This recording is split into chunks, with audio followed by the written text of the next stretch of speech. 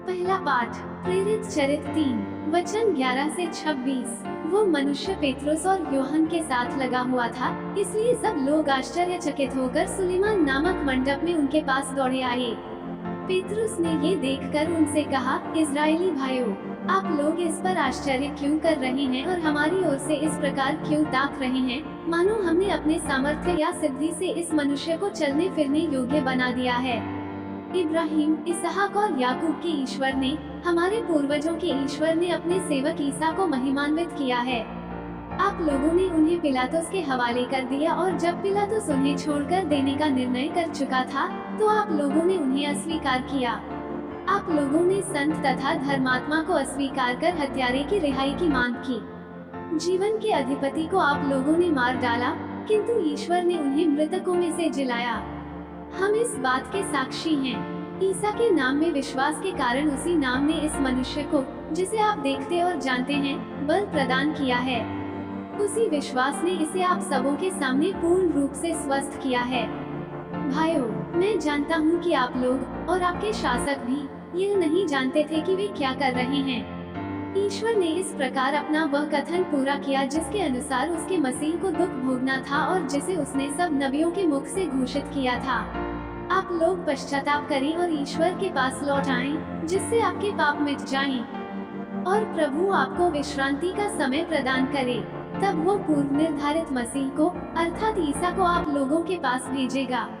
यह आवश्यक है कि वह उस विश्वव्यापी पुनरुत्थान के समय तक स्वर्ग में रहें, जिसके विषय में ईश्वर प्राचीन काल से अपने पवित्र नबियों के मुख से बोला। मूसा ने तो कहा, प्रभु ईश्वर तुम्हारे भाइयों में से तुम्हारे लिए मुझ जैसा एक नबी उत्पन्न करेगा, वह जो कुछ तुम लोगों से कहेगा तुम उस पर ध्यान देना। जो उस नबी की बात नहीं सुनेगा, वह प्रजा में से निकाल दिया जाएगा। समूएल और सभी परवर्ती नबियों ने इन दिनों की भविष्यवाणी की है। आप लोग नबियों की संतति और उस विधान के भागीदार हैं, जिसे ईश्वर ने आपके पूर्वजों के लिए उस समय निर्धारित किया, जब उसने इब्राहिम से कहा, तुम्हारी संतति द्वारा पृथ्वी भर के वंश आशीर्वाद प्राप्त करेंगे। ईश्वर ने सबसे पहले आप लोगों के लिए अपने पुत्र ईसा को पुनर्जीवित किया और आपके पास भेजा, जिससे वह आप लोगों में हर एक को कुमार्ग से विमुख कर आशीर्वाद प्रदान करें। सुसमाचार लूकस 24 वचन 35 से 48। तब उन्होंने भी बताया कि रास्ते में क्या क्या हुआ और उन्होंने ईसा को रोटी तोड़ते समय कैसे पहचान लिया। वे इन सब घटनाओं पर बातचीत कर ही रहे थे कि ईसा उनके बीच आकर खड़े हो गए। उन्होंने उनसे कहा, तुम्हें शांति मिले। परंतु वे विस्मित और भयभीत होकर यह समझ रहे थे कि वे कोई प्रेत देख रहे हैं। ईसा ने उनसे कहा, तुम लोग घबराते क्यों हो? तुम्हारे मन में संदेह क्यों होता है? मेरे हाथ और मेरे पैर देखो, मैं ही हूँ। मुझे स्पर्श कर देख लो, प्रेत के मेरे जैसा हाड़ मांस नहीं होता। उन्होंने ये कहकर उनको अपने हाथ और पैर दिखाए।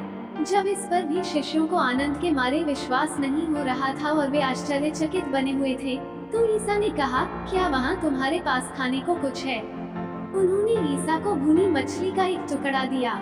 उन्होंने उसे लिया और उनके सामने खाया। ईसा ने उनसे कहा, मैंने तुम्हारे साथ रहते समय तुम लोगों से कहा था कि जो कुछ मूसा की संहिता में और नबियों में तथा भजनों में मेरे विषय में लिखा है, सबका पूरा हो जाना आवश्यक है। तब उन्होंने उनके मन का अंधकार दूर करते हुए उन्हें धर्मग्रंथ का मर्म समझाया और उनसे कहा, ऐसा ही लिखा है कि मसीह दुख भोगेंगे, तीसरे दिन मृतकों में से जी उठेंगे, और उनके नाम पर यरूशलेम से लेकर सभी राष्ट्रों को पाप क्षमा के लिए पश्चाताप का उपदेश दिया जाएगा। तुम इन बातों के साक्षी हो।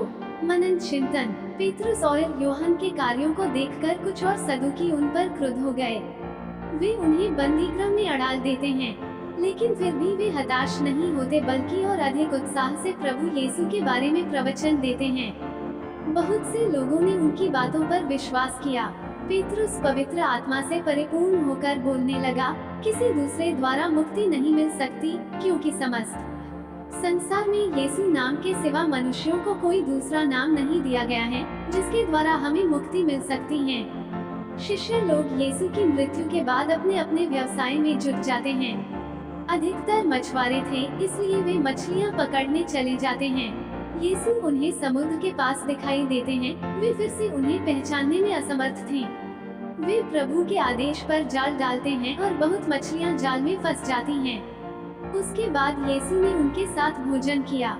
क्या हम मुक्ति पाने के लिए तैयार हैं? आइए हम प्रभु के आदेश अनुसार जीवन जिए।